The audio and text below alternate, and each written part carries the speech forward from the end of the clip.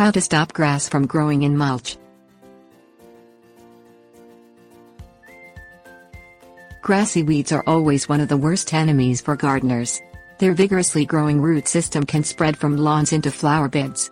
In addition, numerous types of grassy weed seeds can germinate inside the tiny crevasses in between organic mulch. You can tell the difference between grassy weeds and broadleaf weeds by examining their blades or stems. Grassy weeds have rounded stems, while broadleaf weeds are more colorful than grasses. It is essential to remove the grasses before they impede on the health of your plants. Things you'll need: shovel, rake, landscaping fabric, scissors, landscape pins, mulch. Remove all of the mulch from the flower bed. Grass seeds can be lurking inside the mulch, which will continue to create problems. Dig up all grassy weeds. Press a shovel 3 inches away from the base of the weeds. Throw the weeds away or burn.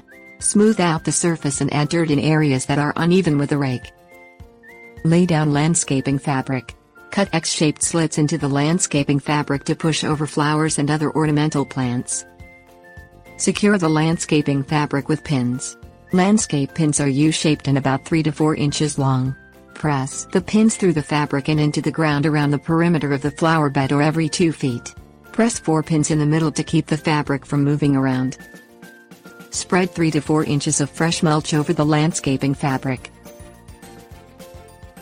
Tips: warnings.